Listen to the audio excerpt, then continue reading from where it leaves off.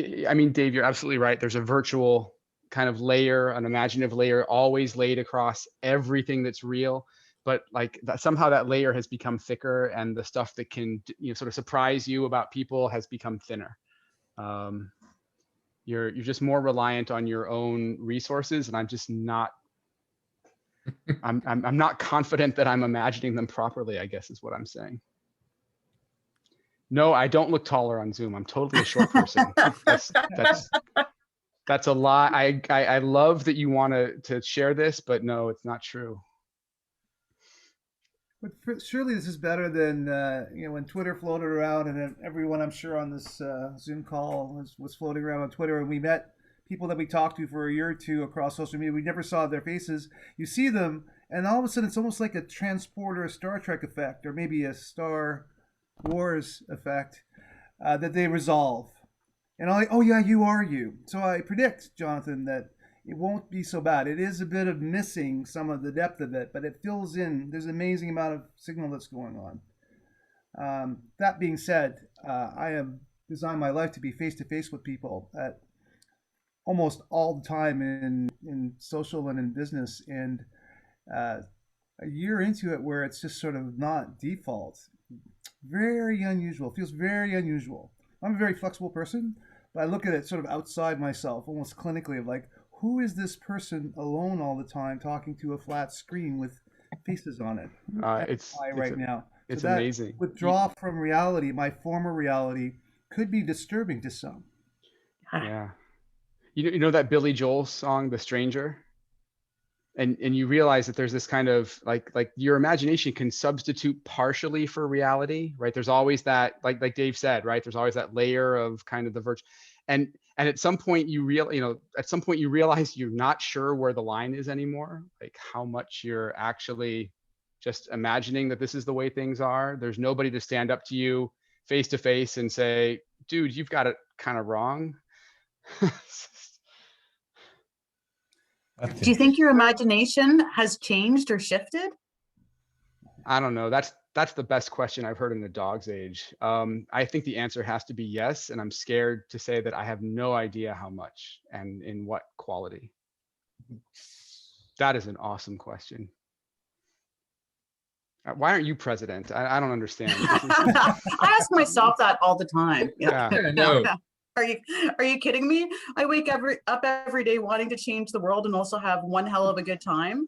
I don't know how good a prime minister I'd be. Fair enough. Today we're going to party and we're going to have a great time. And then tomorrow would be like, let's solve the world problems. Samantha has an election sign on her front lawn with her name on it. I don't know. All my neighbors are like, I think she's off and crazy again. No, send me one. Send me one. I'll put it up.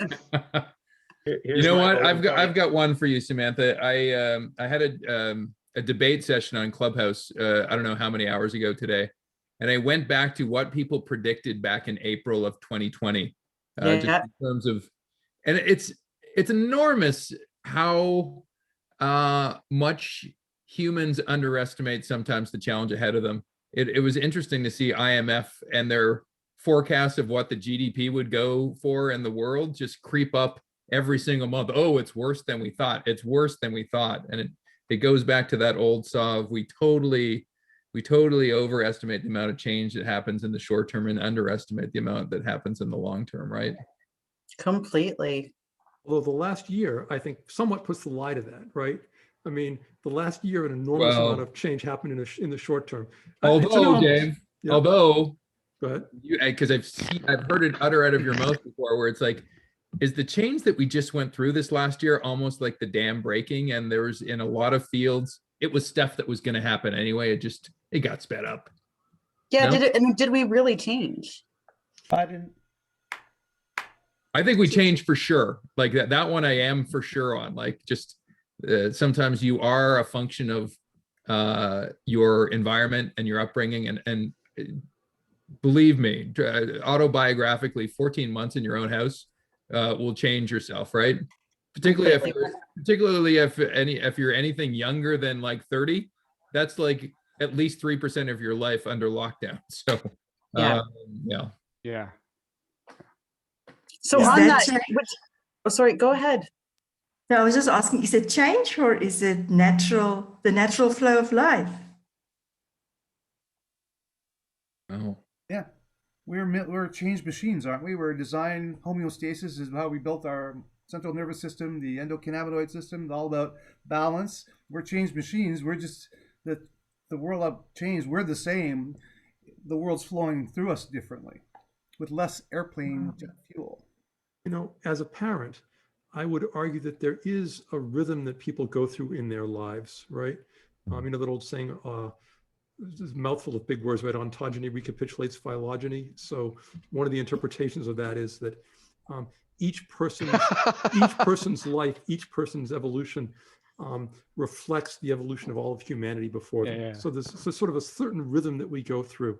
And I think that it is unnatural this last year, because that natural rhythm that, you know, I expect my kids to go out and play soccer with their buddies and skin their knees when they fall off their bikes and all that good stuff. That got disrupted. So maybe, you know, you can always quibble about what defines natural, but if you look at it on sort of a larger human time scale, I would say that this was unnatural, and it was a disruption in the normal flow and the normal processes of change that people go through. So I have a question for you all just on that. You've touched on a few things, and I'm going to structure this a little bit differently than I had originally planned. But we've mentioned like being stuck in our homes, and I don't know about you, but I'm in the same, four walls. It's more than four walls, but pretty much four walls every day. And I'm constantly confronted with the same things, me and my house. Like the surroundings aren't changing. So I'm curious, has anybody else had some like identity crisis, or, you know, when you think about who am I, has that shifted for you at all? I had planned my life to be pandemic ready because my focus was Not kidding. Soho, I guess you would call it, small office, home office. So, you know, a bedroom suite, but otherwise an office. So that wasn't a huge shift, but the entire purpose of moving to a new city weeks before this kicked in and before experiencing it firsthand was to build a new thing and sort of operationalize an entire program that had been in development for months that required human intimacy as a differentiating core aspect of the service. So that was sort of the key trigger, but outside of that, you know, outside of handshake nature of business with government, which is kind of a weird entity, I moved to the nation's capital specifically to capitalize on government because, and I know this is public, but there's kind of perpetual need for the kind of things I do because there's an 18-month leadership average. So beautiful plans never get executed, and it's just, you know, into perpetuity, consistent change beyond private market. That's just the nature of government. So that's been my experience, but I'm built for this as an extreme, I guess, INTJ, I guess if we're going to go with Jungian or MBTI logic. So I'm built for this, but I do miss the ability to actually go out and join professional societies and human network and go to government buildings, pay a lot for parking, and change hearts and minds in person. Even though you'd planned for it. Bye, Dave. Bye, guys. Hey, thank But you. even though you'd planned for it, has anything shifted in you, or are you thinking I'm differently? going to sign up. I'm going to sign up too. Thank you all so much. Bye, See you. Jeff. Bye-bye. Bye-bye. I refined my focus for, you know, the end of career plan to sort of be the truest version of myself professionally, because I had to shift anyway. So I might as well just do what I'm best built to do outside of, you know, the young aspirations. I've decided I'm not going to be Hunter S. Thompson. I've decided I'm not going to be, you know, a film executive. Like, life has decided that for me, but I can do the best version of myself in the context of being a problem solver and a synthesizer, you know, of many, many things into sort of a unified message. So I don't really know how to articulate it in an elevator proposition per se, But in 3 sentences, I can define exactly what I do and where my value differs. And working with an organization like Race One Guild is in line with that, because it's inherently to solve problems that are complex, layered, drive that into a singularity on the messaging side and on the commercial design side. So that's been helpful with the trigger to speed it up by 2 years. So would you all be up for an experiment? Oh, Jonathan. Jonathan. Okay. So what I'd like to do is put you into breakout rooms, and 2 people per room. Sean, I think you're in control, or is Rob in control? Looks like I can do breakout rooms. How many do you want? Excellent. 5? 5 would be perfect. Here we go.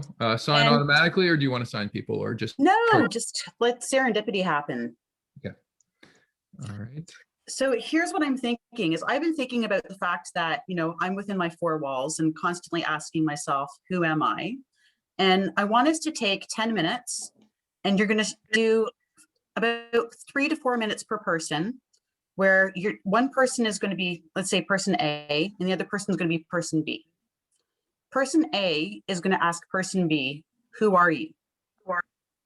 And person B is going to respond. Person A isn't going to do anything else but ask, who are you? And just keep asking the same question. And person B just keeps responding. Now, person A can write down in their notes their observations, what metaphors come to mind, maybe songs pop into mind, or art or poems, whatever. And then at the end of the 4 minutes, you're going to tell the person and share with the person what associations you had. And then you're going to switch roles. So then person A is going to be the one answering questions, and person B is going to be the one asking, who are you? Okay, I see some smiles like, uh-oh, what have I gotten myself into when I said, yes, I'm open to an experiment. At least there is no sweat lodge in this one. So, okay. Exactly. Yeah, I'm it's sweating. easy. I don't know what Easy you're talking peasy. about, Sean. I'm sweating. And if And you what find I'll- yourself not in a room, just drop in. What do we want to do? Just I want to make sure. I think Doyle's coming on at 12, but I'm not too sure if he's there. So Mark, if he isn't there, just join another room, I suppose. Perfect. And then at 4 minutes, we'll give you the signal that you should be wrapping up and then sharing your insights back or your associations, and to switch the other person at 5 minutes, and then we'll bring you back at the end of the 10 minutes. 10 minutes. Okay. Okay. Alrighty. All right. Does anybody need Everybody to ready to join? play? Anybody need help joining their room? I know sometimes show them up. If not, away.